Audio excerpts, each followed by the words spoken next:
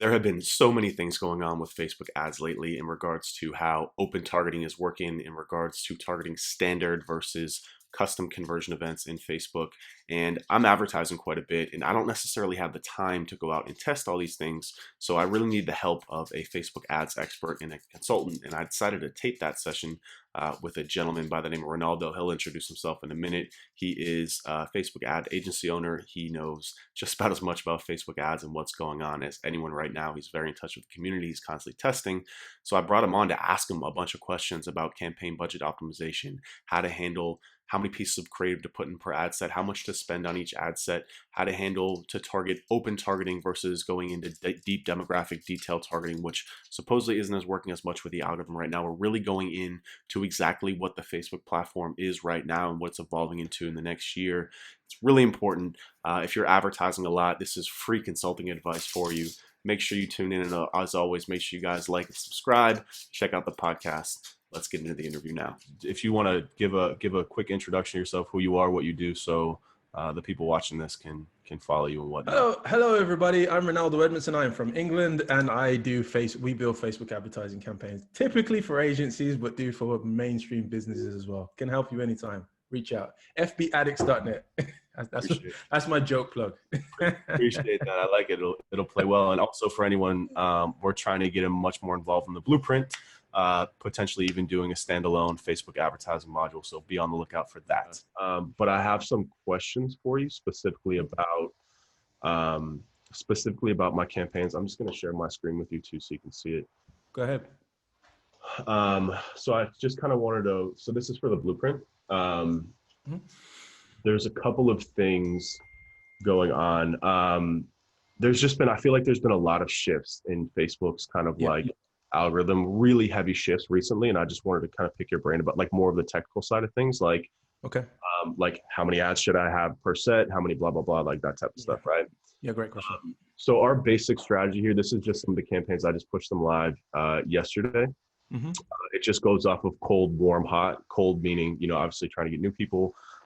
Within that cold, we're testing both like a webinar opt-in, because the way that the open targeting that we discuss is that people are telling me that like, hey, you don't really need top of funnel awareness anymore type ads, because Facebook's cold targeting is so good now that you can get opt-ins for cheaper, which kind of, as a brand marketer, kind of is disappointing.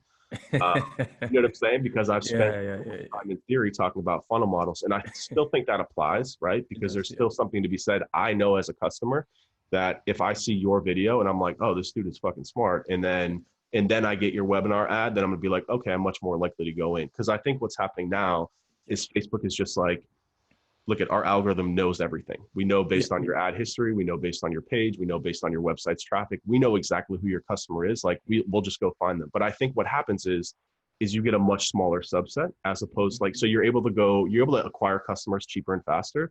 But I think you lose that long-term reach and exposure over like the 3 to 10 year window of still running that like value adding content at top funnel, right?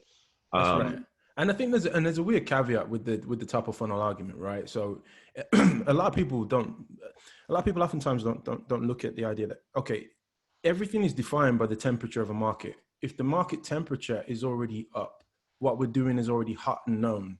It's just so much easier for the algorithm to find people anyway.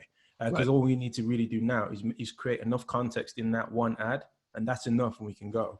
But when the temperature of the market is not strong enough, or it's not warm enough, you fundamentally have to work with that top layer funnel where, okay, we got to try and create a ton of awareness or some kind of awareness and move those people towards knowing a little bit more and doing something about it. Digital marketing is wide enough now that, okay, I can say the right things in an ad. A person can kind of see my style. A person can kind of tell whether I know what I'm speaking about. And that's enough. And I can call to action right from the ad as well. So I think that's the weird little caveat that's going on, that it's actually just because of the natural growth of an industry combined with the power of the algorithm versus it just being a case of, hey, the algorithm is just really smart now. Interesting. So would you also, so like, for example, we've talked about this just for context for those people who are going to be watching this later, is that you can now go in, let me just show you literally in my ad campaign here. Pardon me, it's going to run slow because I'm on Zoom. But basically is that this concept of open targeting, empty targeting, is when you literally just set up your ad to not target anyone, That's literally right. nothing, no That's right. audiences, no interest. I just put the US in because I only want, no offense, I know you're not in the US, but I only want No, it's US cool. customers. It's cool. No problem. And Facebook's algorithm now is so smart that it's able to go out and get better performance, whether for whatever your goal is, right? Yeah. Whether that's purchases, video views, whatever, right? Absolutely. But is that only the case for like, how does Facebook know that? Is because this is just my assumption that it's based on your past ad campaigns performance, your Facebook page fans, maybe your pixel as well. But if I have a seasoned account, I've spent hundreds of thousands of dollars on this ad account now. If I have a brand new ad account with a brand new, so like I have a WordPress plugin that we're getting ready to start advertising that has little to no pixel data, no fans, nothing. Is that cold targeting still going to be the same performance, do you think? I would say so if it's in the same industry, and here's why. How to put it? I look at Facebook almost like there's a field. There's an oil field in front of us. There's oil in the ground, but we don't know where to start to dig. And we've got this, and the Facebook algorithm is this machine that can literally detect the oil in the ground. The downside, the danger of what used to happen yesterday is because there wasn't enough machine learning for the machine. It wasn't as good at being able to choose where the spot was. So we kind of had to navigate it towards a certain area. Today, it's just got so much better at detecting spots in certain industries that when I believe you find that pattern in that industry to be this way on this account, I don't believe you'll find any difference on another account if it's in that specific industry. Open targeting in certain other industries might be very different because the data is different, the way people do things are different. There's so many there's a faceted reasoning behind why an industry can almost be open targeted, because it can trigger something from the algorithm and allow it to hone in faster versus others. So I think it's just down to marketing fundamentals and just testing, man. Yeah, test open versus closed. That's super interesting, and that's part of like the biases of the information that I get, because a lot of the people that I follow are internet marketers, and I actually saw someone posted on their Instagram account yesterday that I was going to ask you about too. They said, I just got off the phone with a Facebook rep because I spend so much money. And Always. Yeah, of course. And he told me that standard event targeting was more powerful than custom conversion targeting. Meaning, so for example, on the blueprint, we have 11 different trainings. We set up custom conversions for each of them, right? Whether that's to opt into a free module, if you purchase our sales module, etc. Facebook will also track all those. So the difference is all the tracking, all the purchases would be a standard event. Custom would be a single purchase of the module. So what we've been doing in the past is our ads have been optimizing against that single event purchase, the custom. Which you did by URL, right? Yeah, exactly. No, we did it. Yes, we did it by URL. Correct. Okay, correct. cool. Yeah. What the Facebook rep told him though was that they're seeing 30% more conversions for people who are just doing kind of like with open targeting, but like open and targeting on conversions, because that has more data. And when Facebook has more data to work with, it's going to be much more accurate. That's fair. That's fair. That's fair. That's a very fair analysis. Which is interesting. But again, I think that that taken with a grain of salt, meaning that like it all depends, right? Because the amount of data that Facebook has depends on how much you've advertised and how many purchases that you have. Like for me, I could see that working because some of our custom conversions get zero. So like there's certain products that nobody purchases on our website. That's right. But the aggregate, and it is the same root customer if you think about it, they're all marketers, right? 100%. The aggregate would be much more powerful. So I'm testing that. Point is that I have ads in here now that are going for custom conversions versus standard purchase conversions, and I'm just making a copy of them and seeing which one performs better. That makes sense. Because we're getting machine to meet human, and it's hard because we're trying to be a little bit too much on the cyborg side at times and be like, hey, the machine knows everything. It still requires us to be smart marketers. I'm not being funny. If there was a different person behind the camera for a lot of your campaigns, we're arguing there's a very different result coming through, right? So, we've always got to keep the reality kind of in check as well, to not have this machine bias. No, for sure. It's just crazy. And it's funny too, because people say like testing, I know you're talking about like testing copy, but like this is now like there's two types of testing. There's testing to see like which ads might trigger a better response from people. And then there's just like there's testing to just see like how Facebook's algorithm is going to react to what you're posting. You know what I'm saying? Like, so I'm starting here to just figure out for my account. Yeah. You know, again, for people watching, is that like you can watch stuff like this and get value from it, but like you have to take everything with a grain of salt, because while it's an algorithm, it is also highly specialized to whatever account that it's looking at. And you still have to test these things. You can't just be like, oh, I'm going to do standard conversions because that's what it is. Like if you're target.com, you have like, I would much rather, because you're getting tens of thousands of purchases at the individual custom conversion level, I would still be targeting those. That's because right. it has enough data, and you've also got a vast like width of data that it's better to hyper specialize. But if you've got smaller, then I can imagine it being better for like standard conversions. Exactly. And there's a lot there's a lot of sort of social logic that sits in all of what we're doing as well, right? Certain things we know within our society are adopted. If we have a basic understanding of adoption curves at a scalable level where we do some prior research, we can kind of see what people are already into and already aware of. That tells you, okay, we probably can start very wide with our targeting on this, because it's a known thing, right? From throughout the entire United States.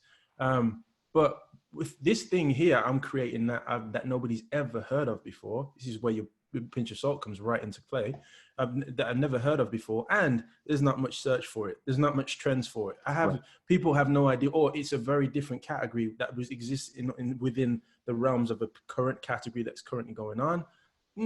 Open targeting is going to be a little bit difficult, because I've got to go after people who at least show an interest in that thing over there, because my thing is kind of related to their thing. It's, all of the grain of salt matters so goddamn much. And that's what marketing will always be fundamental. It's testing, but sometimes it's testing with a lot of data, which gives you kind of advantage and a little bit of bias to know what's likely to happen, meaning you know where to test well first. You know what I mean? Absolutely. Yeah, that's a good point. I have some more kind of like how to with the ads, right? So tell me. So I've always kind of like questioned, and I've never been able to get this from testing, because tests have come back kind of inconclusive, is that, okay, so we'll just assume that the campaign is set up for campaign budget optimization, right? Okay, cool. And I'm a big fan of multiple forms of creative, right? Like if I'm running this is a webinar campaign here, right? And I have different pieces of creative, right? Because I feel like me as a consumer, I get annoyed with ads when I'm getting served the same one over and over and over again. Of course. Yeah. But if I'm getting 5 different videos and images and different pieces of copy promoting the same thing, like the guys at Traffic and Funnels do very well, then I'm much more likely to take action, right? So I've had trouble getting that into practice though, like, because again, with this whole algorithm campaign budget optimization, Facebook is just taking it upon itself. This is what pisses me off. Taking upon itself to show which piece of creative, because they're looking at the data, right? That's right. Yeah. Which is annoying, because I'm like, I've got 5 pieces, like this is what I was saying, that this is my fear with what's happening with Facebook, is that it's optimizing for the short term, not the long term, right? That's right. So Facebook's data is always going to say, how can I help this person make more sales, meet more campaign goals right now, because that's going to make them spend more, right? Yeah. But that's only, again, going after probably the smallest subset of the market, which I would assume would also exhaust a lot faster, right? Meaning that, like, if I've got a really good warmed up audience of 30,000 people who have watched 50% or more of some of my videos in the past, that's a really hot audience for me, right? And I want to serve 5 different ads to that audience to get them to opt into the webinar. But with CBO, right, what it's going to do is it's going to show the best performing ad no matter what, and those other 4 pieces of creative get no exposure, right? That's right. So the thing that I've been trying to get around with this is doing, like, okay, do I set up 5 different ad sets for each one of the creatives, or do I set up one ad set, meaning one targeting, right? So like open targeting here, or 50% video view targeting, like that, and then do 5 different ads in that ad set. Like, what's the best way to set up your ads? Is it multiple ad sets, or is it single ad set and multiple ads? Great question. I think you probably got to do 3 tests for this. If I was to bank it on, this is what I would absolutely do to make sure I got impression share for every single different creative, because that's the most important thing that I need to be happening. I think you want to use dynamic creative inside of the ad set, on the ad set level. Dynamic creative is really good. It cycles through ads with a little less bias, if that makes sense. And I feel that Facebook has to test more frequently than they would if it's just five individual ads inside of one ad set, because the ads inside the ad set, as soon as one catches on, that's it. It's just going to keep going, keep going, keep going. I think if you wanted to layer on top of that, you probably could say, okay, I'm going to use 5 different ad sets and maybe use 2 different creatives in each of the dynamic ad sets. So what I do is I'll keep the headline. I might have 2 different headlines, same text, just because as soon as you start mixing headlines and text and images up, you don't know what the hell you got and you don't know which one's actually working. But in terms of making a good control, 2 headlines, same text, maybe 2 images or 3 images in multiple ad sets, and make sure they're all different, and start seeing, okay, is there massive bias towards showing one image or one creative over another? If you don't find this bias in the cycling through, you kind of know that you can either let that remain or have just one ad set running two headlines, 1 text, 6 different creatives, 7 different creative, and seeing how well Facebook actually cycles through those and how frequently, to your point, which is you just don't want audience burnout, you know? I don't think you'll get audience burnout though if you're going to everybody once, your frequency is 1 and 2. Obviously, if your frequency is going above 2, then you're going to have an issue. As long as you're not above 2 though, it really doesn't matter. You know what I mean? So what's your frequency like at the moment? Like how many times are people kind of seeing that? Is this a retargeted group? Yeah, so I'm just going to go to the campaign level here. These are all brand new. These are all set up within the last couple of days. I actually I spent all my morning this morning going through and kind of like set it, because I've been hearing all this stuff and seeing some of my results with open targeting. Well, I'm like, damn, I gotta start over again, man. So I was my entire morning like changing conversion types. This is kind of more of a testing ad set. That's why the daily budgets are a little bit low. Sure. But some of these, I mean, I would say, let's just see here. So let's go to delivery. The frequency for most of these is well under 2. Okay, cool.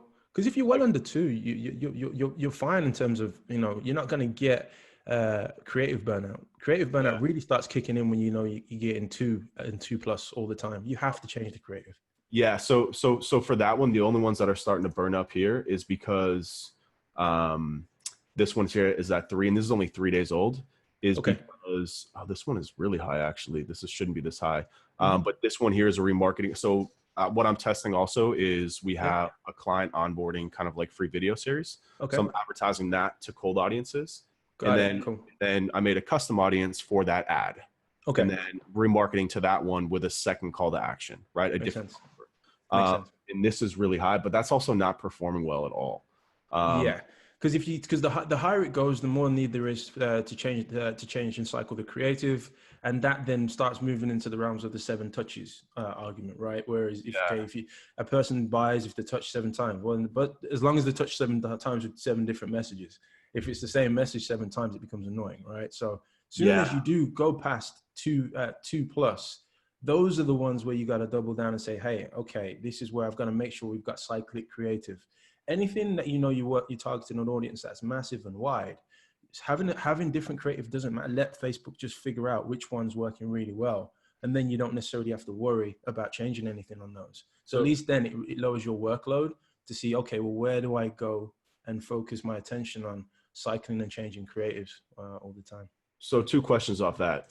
First and foremost is that that can become a lot of, so like, is it even worth it then? So anytime the audience is going to be really small, the other one that's really small for me is a schedule a demo one, because this is only advertising to people who have opted in for our free trial. So a very small audience, right? Yeah. Because I'm saying, hey, you went through the trial, whatever, like, let's set up a time. You can talk to me directly about, you know, your SEO prep, blah, blah, blah, whatever.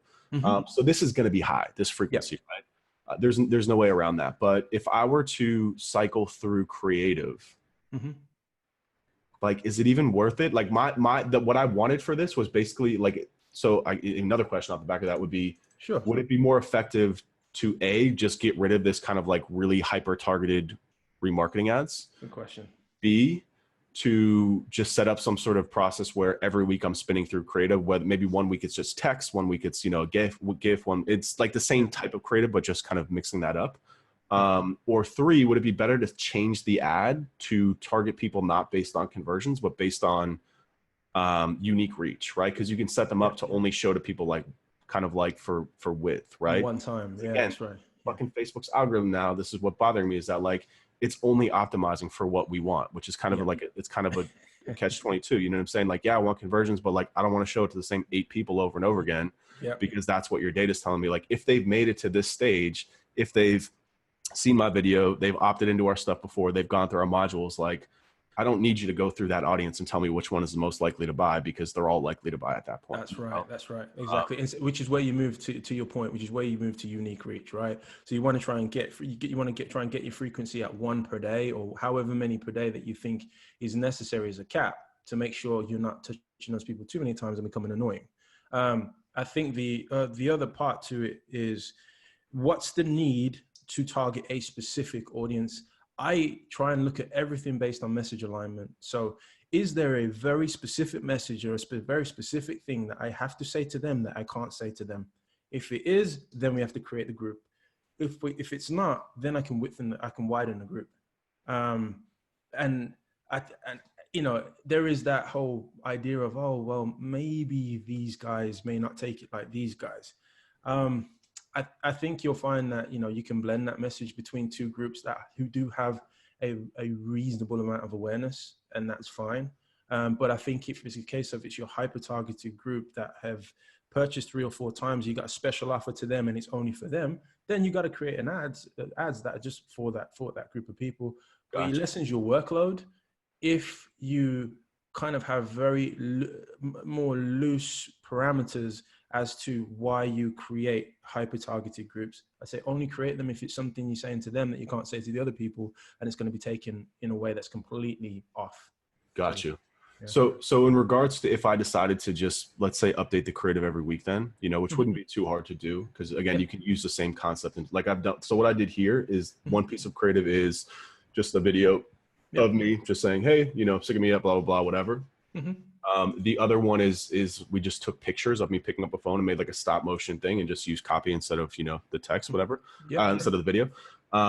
So when you say change through creative, would it be best to, because this is the other thing that kind of blows my mind about Facebook, is that I've heard that when you change an ad that's already been performing, it kind of fucks up the whole thing, right? Like you have to, so do I make a copy of this and then upload a different piece of creative? Yeah. So make a copy of one that's already working. Run the one that you make next to it, even if it's the same audience. You're not gonna cannibalize the audience unless you're spending crazy money. Spend small money. Let's see if the algorithm adopts it like it's adopted the original ad that's doing well.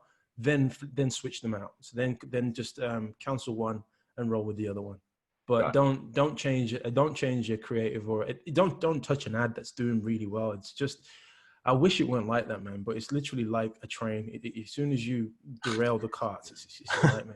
And sometimes it never comes back, or you spend so much money to get it back to where it was before that it comes economically stupid. You know what I mean? So, but at what point does an ad, like, is it just frequency? So like, so this one, this is interesting too. So for this one, I have 2 ads in the same ad set, right? And I just realized, I was like, why do they add these 2? And I would imagine it's because this is an overlap of the audience that is shown to both of these, right? Yep. So this does tell me that this ad is being shown to the same audience, which is good, which is what I wanted.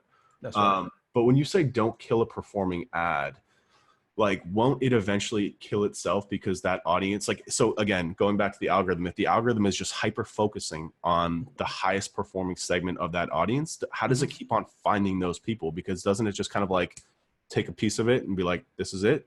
You know what I'm saying? Like, so I understand your question. So if you're saying, are you talking about so if you got a hyper targeted audience, and if you ask the question again, sorry. Just, So no, because you said never kill an ad that's performing well, right? That's performing well, yes.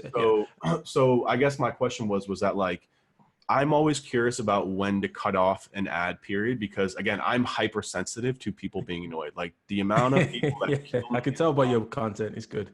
Bro, it's crazy. People kill me in the comments. You know what I'm saying? I'm like, we're in a business here, and people are like, get the fuck off of my feed, piece of shit. I'm like, all right, man.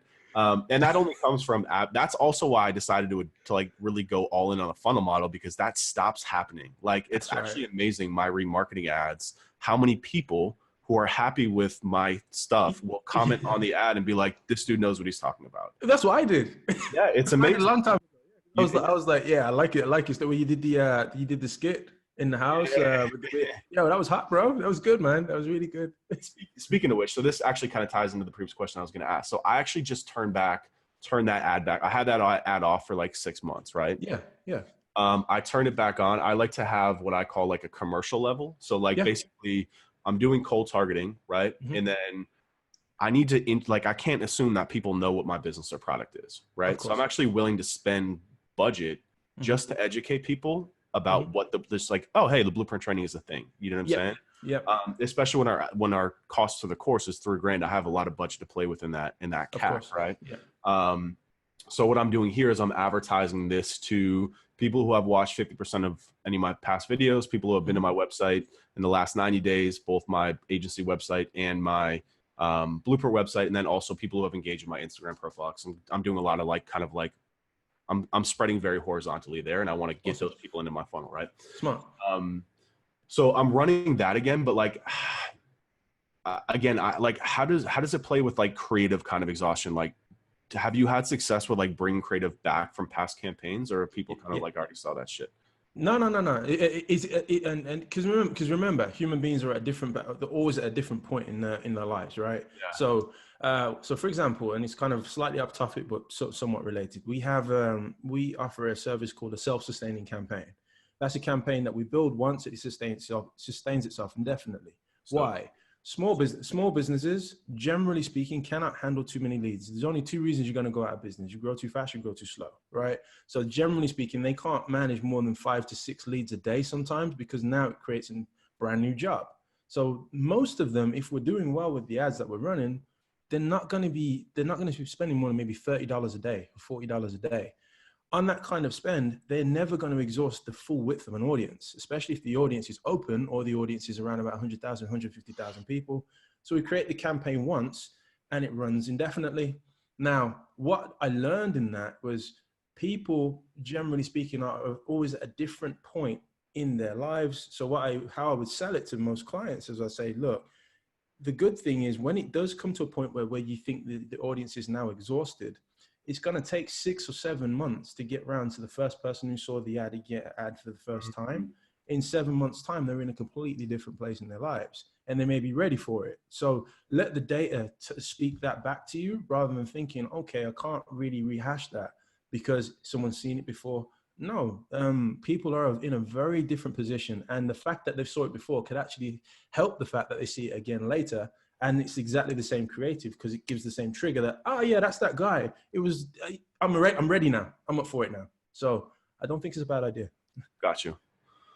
And I just had one more question for you too, in regards to like the ad setup. So fire away. The other thing that I've kind of like questioned and tried to test, but is it the right way to set up each ad campaign or ad targeted to an audience, or like, have you ever combined the audience? So for example, if I were setting up this ad here, this ad set, but I also included these 3 audiences in the same targeting. Is that it? I mean, how do you feel about that? Or is it better to like hyper segment targeting? All right. So everybody, the sort of the ad connoisseurs say, oh, you must always keep everything separate. I've been lazy and put 3 and 4 in one. Have I seen massively different results? Not necessarily, but I know it's a bigger audience. And I look at it as when the algorithm has more playground to play with, it's more likely to find the goal. If you give it less playground to play with, and there's no oil in the ground, it's not going to find any. So I sometimes don't think it's a bad idea to combine all of those into one. A lot of people will disagree with me. But yeah, again, it's something that you can test. But yeah, you're doing it technically the right way, which is keeping everything separate. That's what my thought was. And it's funny too, because listening to these people is like, I do believe now that like creative is the big differentiator. Product and creative are the big differentiator, right? Bro, I mean, Kanye West does an ad tomorrow, you're watching it. Yeah. It doesn't matter what anyone says. It's like 100%. Absolutely. I mean, that's a whole nother, that actually, I have like this whole other theory about like the Kanye West Kardashian model at like being at the top funnel awareness stage, that like they're the best. Like Kanye knows exactly what he's doing. Exactly. Like he goes on a plane. He goes on a plane. Everybody goes in the car. He goes on the plane. Yeah. You know what I mean? And he does the, he's just different. He's just different. He understands that part of the game. He understands it better than anyone else. I truly believe that he's the best marketing mind on the planet. I know for a fact he does not fuck with Trump. You know what I'm saying? But he's going to wear the Make America Great, the hat, because he knows it's going to get people talking. Bro, look at the poses. Look at the poses of his models, the way the models pose. Like my wife said to me, like, I love the way the models pose. And I'm like, that looks, he's like, no, he's got it right. Yeah. How has he really? You know, he even goes against the grain of how models typically, because he just understands the mentality of people for whatever reason. He's got a knack for it well enough to be able to align his messaging and all of his material that just speaks to that part of the soul, even down to his music. You know what I mean? So he's good, man. Absolutely.